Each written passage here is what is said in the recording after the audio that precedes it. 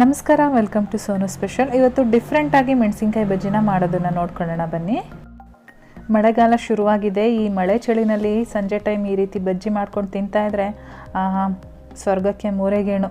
ಬನ್ನಿ ಹಾಗಾದರೆ ಯಾವ ರೀತಿ ಮಾಡೋದು ಅಂತೇಳಿ ನೋಡ್ಕೊಳ್ಳೋಣ. ನಾನಿಲ್ಲಿ ಮೊದಲಿಗೆ ಒಂದು ಮಿಕ್ಸಿಂಗ್ ಬೌಲ್ಗೆ 1 ಕಪ್ಪು ಕಡಲೆ ಹಿಟ್ಟು ಹಾಕ್ಕೊಳ್ತಾ ಇದ್ದೀನಿ. 1.5 ಟೇಬಲ್ ಸ್ಪೂನಷ್ಟು ಅಕ್ಕಿ ಹಿಟ್ಟು ಹಾಕ್ತಾಯಿದ್ದೀನಿ. ಅಕ್ಕಿ ಹಿಟ್ಟು ಹಾಕೋದ್ರಿಂದ ಕ್ರಿಸ್ಪಿನೆಸ್ ಆಗಿ ಬರುತ್ತೆ. ಹಾಗೆ ರುಚಿಗೆ ತಕ್ಕಷ್ಟು ಉಪ್ಪು, 1/4 ಟೀ ಸ್ಪೂನಷ್ಟು ನಾನಿಲ್ಲಿ ಬೇಕಿಂಗ್ ಸೋಡಾ ಹಾಕ್ಕೊಳ್ತಾ ಇದ್ದೀನಿ. ಹಾಗೆ 1/4 ಟೀ ಸ್ಪೂನ್ ಅಚ್ಕಾರದ ಪುಡಿ, ಅದೇ ಸ್ಪೂನಲ್ಲಿ ಅರ್ಧ ಸ್ಪೂನು ಹಿಂಗು ಕೂಡ ಹಾಕ್ಕೊಳ್ತಾ ಇದ್ದೀನಿ. ಇವಾಗ ಇದನ್ನೊಂದ್ಸರಿ ಡ್ರೈ ಮಿಕ್ಸ್ ಮಾಡ್ಕೊಳ್ಳೋಣ. ಎಲ್ಲ ಪೌಡರ್ಗಳು ನೀಟಾಗಿ ಹೊಂದಾಣಿಕೆ ಆದಮೇಲೆ ನಾವು ಇದಕ್ಕೊಂದು ಸ್ವಲ್ಪ ನೀರು ಹಾಕ್ಕೊಂಡು ಮಿಕ್ಸ್ ಮಾಡ್ಕೋಬೇಕಾಗತ್ತೆ. ಸ್ವಲ್ಪನೇ ನೀರು ಹಾಕ್ಕೊಂಡು ನಮಗೆ ಕನ್ಸಿಸ್ಟೆನ್ಸಿ ನೋಡಿಕೊಂಡು ಮಿಕ್ಸ್ ಮಾಡ್ಕೊಳ್ಳೋಣ. ಒಂದೇ ಸರಿ ನೀರು ಹಾಕ್ಕೊಂಡು ತೆಳುವಾಗಿ ಕಲಿಸ್ಕೊಳೋದು ಬೇಡ. ಸ್ವಲ್ಪನೇ ಹಾಕ್ಕೊಂಡ್ರೆ ನಮಗೆ ಗೊತ್ತಾಗುತ್ತೆ ಯಾವ ಹದ ಬೇಕಾಗುತ್ತೆ ನಮಗೆ ಅಂತ ಹೇಳ್ಬಿಟ್ಟು. ಗಂಟಿಲ್ಲದೆ ಇರೋ ರೀತಿ ನೀಟಾಗಿ ಕಲಿಸ್ಕೊಳ್ಳಿ. ನೋಡಿ, ಈಗ ನೋಡ್ತಾ ಇದ್ದೀರಾ ಅಲ್ವಾ, ಹಿಂಗೆ ಎತ್ತಿದ್ರೆ ಅದು ಫ್ಲೋಯಿಂಗ್ ಕನ್ಸಿಸ್ಟೆನ್ಸಿ ಇರಬೇಕು. ಇವಾಗ ಇದು ರೆಡಿಯಾಗಿದೆ. ಇದನ್ನೊಂದು ಸೈಡಲ್ಲಿ ಎತ್ತಿಟ್ಕೊಂಡಿರೋಣ. ಇಲ್ಲಿ ನಾನು 2 ಆಲೂಗೆಡ್ಡೆನ ಈ ರೀತಿ ಬಾಯ್ಲ್ ಮಾಡಿ ಸಿಪ್ಪೆ ತೆಗೆದು ಇಟ್ಕೊಂಡಿದ್ದೀನಿ.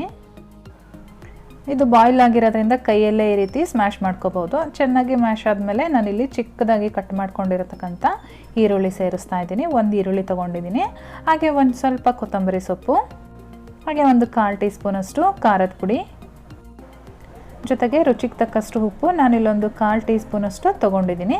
ಹಾಗೆ ಒಂದು ಅರ್ಧ ಟೀ ಸ್ಪೂನಷ್ಟು ಜೀರಿಗೆ ಕೂಡ ಸೇರಿಸ್ತಾ ಇದ್ದೀನಿ. ಇವಾಗ ಇದನ್ನೆಲ್ಲ ಚೆನ್ನಾಗಿ ಒಂದ್ಸರಿ ಮಿಕ್ಸ್ ಮಾಡ್ಕೊಳ್ಳೋಣ.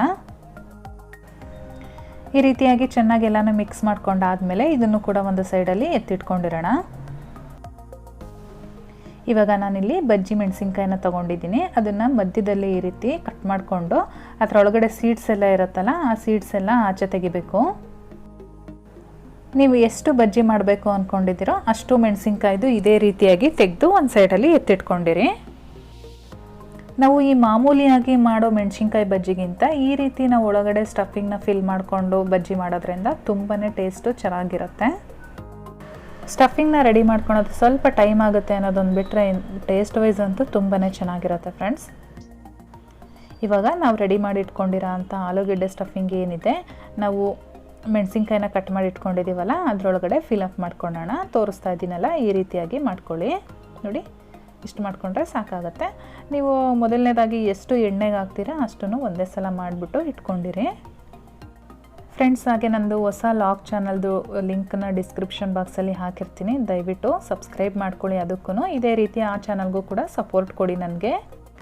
ನನ್ನ ಇನ್ನೊಂದು ಚಾನಲ್ನಲ್ಲಿ ನಾನು ಒಳ್ಳೊಳ್ಳೆ ಎಂಟರ್ಟೈನ್ಮೆಂಟಿಂಗ್ ಆಗಿರೋ ಅಂಥ ವೀಡಿಯೋಸ್ನ ಮಾಡ್ತಾ ಇರ್ತೀನಿ. ಹಾಗೆ ಏನೇ ಕ್ರಿಯೇಟಿವಿಟಿ ಇದ್ರೂ ಅದರಲ್ಲಿ ತೋರಿಸ್ತಾ ಇರ್ತೀನಿ. ಸೊ ದಯವಿಟ್ಟು ಡಿಸ್ಕ್ರಿಪ್ಷನ್ ಬಾಕ್ಸಲ್ಲಿರೋ ಲಿಂಕ್ನ ಚೆಕ್ ಮಾಡಿ ಫ್ರೆಂಡ್ಸ್. ಇವಾಗ ನಾವು ರೆಡಿ ಮಾಡಿ ಇಟ್ಕೊಂಡಿದ್ವಲ್ಲ ಬಜ್ಜಿ ಬ್ಯಾಟರು, ಅದಕ್ಕೆ ಈ ಮೆಣಸಿನ್ಕಾಯಿನ ಈ ರೀತಿ ಹದ್ದುಬಿಟ್ಟು ಡೈರೆಕ್ಟಾಗಿ ಎಣ್ಣೆಯಲ್ಲಿ ಹಾಕೋಣ. ಇದಕ್ಕೆ ಮುಂಚೆ ಎಣ್ಣೆನೂ ಕೂಡ ಬಿಸಿ ಆಗ್ಲಿಕ್ಕೆ ಇಟ್ಟಿರಬೇಕು. ನೋಡಿ, ಇವಾಗ ಎಣ್ಣೆ ಚೆನ್ನಾಗಿ ಕಾಯ್ದಿದೆ. ನಾನಿವಾಗ ಬಜ್ಜಿಗಳನ್ನ ಒಂದೊಂದೇ ಹಾಕ್ತಾ ಹೋಗ್ತೀನಿ. ಬಜ್ಜಿ ಹಾಕಿದ ತಕ್ಷಣ ಉಲ್ಟಾ ತಿರುಗಿಸೋಕೆ ಹೋಗಬೇಡಿ.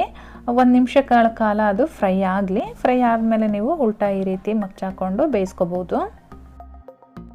ನಮಗೆ ಬಜ್ಜಿ ಗೋಲ್ಡನ್ ಬ್ರೌನ್ ಬರೋವರೆಗೂ ನಾವು ಫ್ರೈ ಮಾಡ್ಕೋಬೇಕಾಗುತ್ತೆ. 2 ಕಡೆನೂ ಸಹ ಒಂದು 2 ರಿಂದ 3 ನಿಮಿಷಗಳ ಕಾಲ ಮೀಡಿಯಂ ಫ್ಲೇಮಲ್ಲಿ ಇಟ್ಕೊಂಡು ಈ ರೀತಿಯಾಗಿ ಫ್ರೈ ಮಾಡ್ಕೊಳ್ಳಿ ಫ್ರೆಂಡ್ಸ್. ಇವಾಗ ರೆಡಿಯಾಗಿದೆ. 2 ಕಡೆನೂ ಸಹ ಚೆನ್ನಾಗಿ ಬೆಂದಿದೆ. ಇವಾಗ ಇದನ್ನು ನಾನು ಆಚೆ ತೆಗಿತಾ ಇದ್ದೀನಿ. ನೋಡಿ ಎಷ್ಟು ಚೆನ್ನಾಗಿ ಬೆಂದಿದೆ ಅಂತೇಳಿ ಫ್ರೆಂಡ್ಸ್. ಬಜ್ಜಿ ರೆಡಿಯಾಗಿದೆ. ಸ್ಟಫಿಂಗ್ ಮೆಣಸಿನ್ಕಾಯಿ ಬಜ್ಜಿ ಒಳಗಡೆ ಹೇಗೆ ಬಂದಿದೆ ಅಂತೇಳಿ ನಾನು ನಿಮಗೆ ಒಂದು ಕಟ್ ಮಾಡಿಬಿಟ್ಟು ತೋರಿಸ್ತೀನಿ. ಹಾಗೆ ಈ ರೆಸಿಪಿ ಇಷ್ಟ ಆಗಿದರೆ ದಯವಿಟ್ಟು ಲೈಕ್ ಮಾಡಿ, ನಿಮ್ಮ ಫ್ಯಾಮಿಲಿ ಮತ್ತು ಫ್ರೆಂಡ್ಸ್ ಜೊತೆ ಶೇರ್ ಮಾಡ್ಕೊಳ್ಳಿ. ನನಗೆ ಕಾಮೆಂಟ್ಸ್ ಮಾಡಿ. ಕಾಮೆಂಟ್ಸ್ ಮಾಡೋದ್ರ ಮೂಲಕ ನನಗೆ ಸಪೋರ್ಟ್ ಮಾಡಿ. ನೀವು ಕಾಮೆಂಟ್ಸ್ ಮಾಡಿದರೆ ನಮಗೆ ಒಂದು ಉತ್ತೇಜನ ಇರುತ್ತೆ. ಇನ್ನು ಯಾರ್ಯಾರು ನನ್ನ ಚಾನಲ್ನ ಸಬ್ಸ್ಕ್ರೈಬ್ ಮಾಡ್ಕೊಂಡಿಲ್ವೋ ಈ ಕೂಡಲೇ ದಯವಿಟ್ಟು ಸಬ್ಸ್ಕ್ರೈಬ್ ಮಾಡ್ಕೊಳ್ಳಿ. ನಾನು ಮತ್ತೆ ನಿಮಗೆ ಇನ್ನೊಂದು ಈಸಿ ರೆಸಿಪಿಯೊಂದಿಗೆ ಸಿಗ್ತೀನಿ. ಅಲ್ಲಿವರೆಗೂ bye bye, take care, thank you for watching.